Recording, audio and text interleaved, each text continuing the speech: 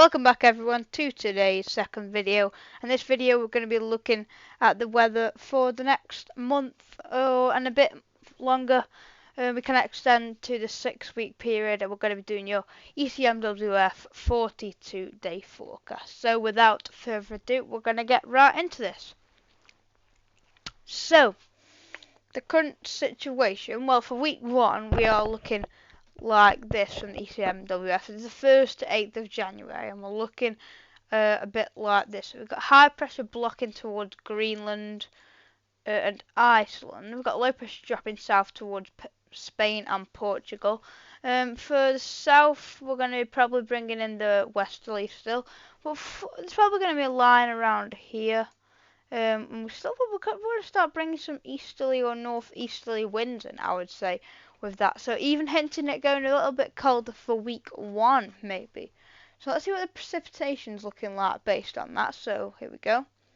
Looking like that. So once again, up in Scotland where that Greenland and Iceland where that blocking is, we seem to where the high pressure is up here.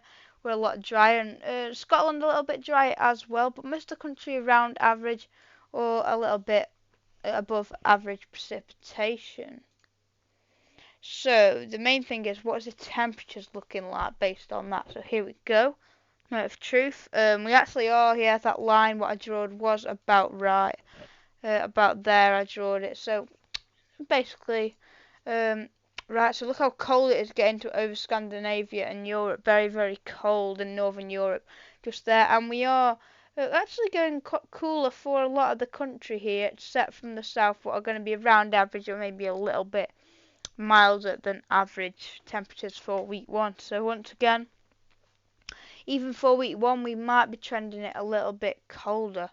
So week 2 is going to be looking like this, and we actually strengthen the blocking signal towards Scandinavia and not Scandinavia, Greenland and Iceland just here, as you can see in the mid-Atlantic. And we also have the low pressure dropping all the way to south of Spain and Portugal just there. So we're probably going to be bringing some quite long fetch northeasterly winds with that just there. But once again, it will be drier because this high pressure has strengthened and moved a bit towards us. So even the eastern coast could see the coldest with that. So once again, them long fetch northeasterlies, maybe a bit more northwesterly for the west, near Scotland, but mostly northeasterly for quite a lot of the country there. So once again, cold signal for week 2. Let's see what the precipitation looks like. Looking like this. Yeah, so the east coast may be around average or a little bit above precipitation, with them showers coming in on the northeasterly wind off the sea. But once again, everywhere really is a bit drier than average, so that is a change. People might want a bit of a dry spell because it has been too wet over the last month. So that is what precipitation is looking like. The temperatures are going to look like this. Once again, this looks very good. We did see this on our January forecast last night. You can go check that video out. So in the mid-Atlantic where we got that high pressure, we're having quite a warm up and towards Greenland, going very warm there. Well, not warm, but it's quite warmer than average, I should say. Very cold over Europe once again. And as we are dragging the winds in from the northeast, we will be dragging the cold air out of Europe.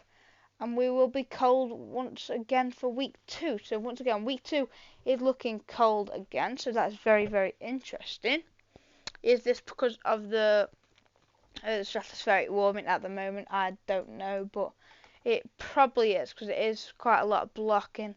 So let's see what week 3 looks like. Does it carry on with the trend? Yes, it does. So week 3, once again, that blocking actually getting into a better position over Greenland. Not as far close to us, but once again, that high pressure centered over Europe. We will be actually a bit more unsettled with that, but we carry on bringing the wind in from the northeast, maybe a bit northwesterly, northeasterly with that. So once again, it does look cold.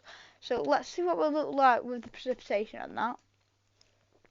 Say we're probably around average with that. Let's see. Yeah. Well, actually, we do actually look a little bit wetter than average again with that, but with that low pressure, it does look quite unstable in that low pressure. So not really a surprise there. But what is the temperature looking like with that is the main question.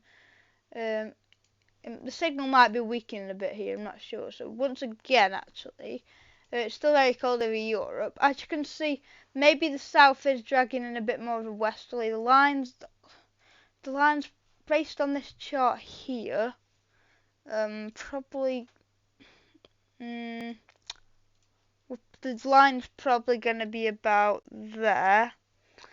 Maybe, no, a bit south from that, I'll say about there. So the south probably going milder by that point, but at this point I think we'll still be dragging in them northeasterlies down to about that line there where I've just joined. So once again, it does look cold. For the signal's weakening, so it doesn't say it's blue, but it will be as we get closer to the time if that does come off. So that's what week 3 looks like. Let's see what week 4 has got in store for us. So here we go. This is interesting. So again, that blocking is towards Greenland, but this high pressure is trying to get going just here. Probably going to be low pressure in here, so we are going to try to bring in some westerlies there, but then winds will still be coming in from the northeast just there. So I'm going to say the line's going to be a bit further northeast, so maybe the line's about here or around there.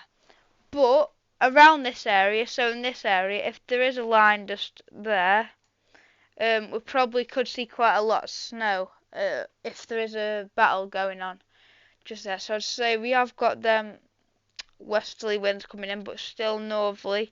So it's going to be a battle. There's going to be a battle there between the mild and cold air. So that could produce some winteriness. But once again, that's 4 weeks ahead, so it's probably not going to verify. So let's see what the precipitation looks like based on that chart. So that is the 22nd to the 29th.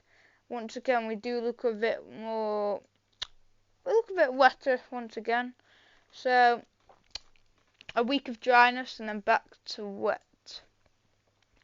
Okay, so this temperature looks like. Yes, so the milder temperatures are probably going to be, the line's probably going to be around,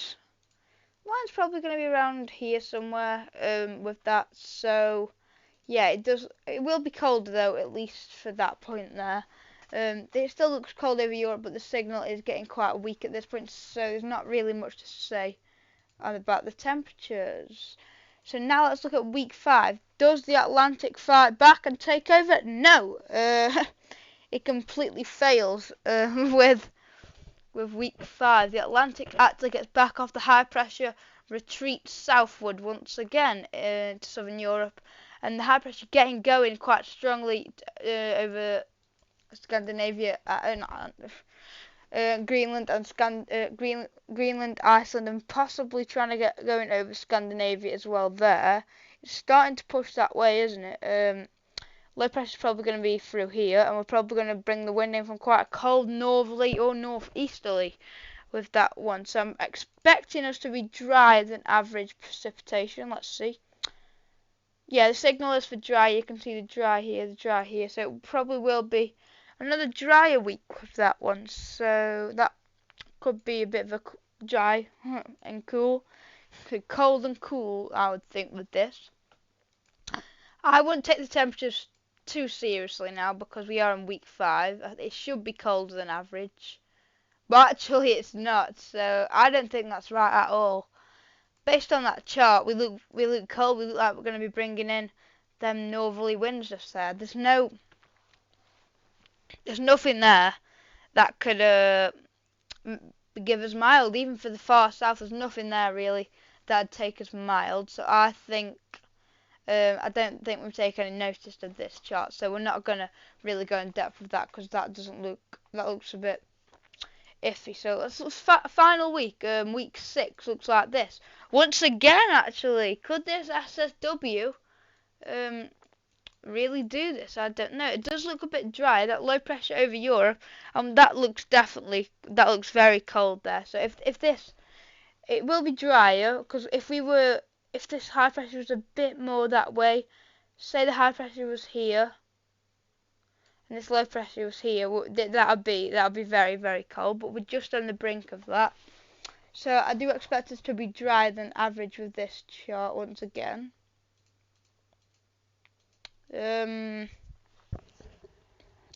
Yeah, the signal is there for drier, except from the east, that'll probably be showers coming in.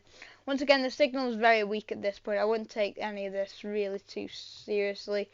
The temperature's looking like this. So yeah, once again, the temperatures actually do go colder. So there's that blocking of the Atlantic. It's very cold over Europe, and we will be cold with that.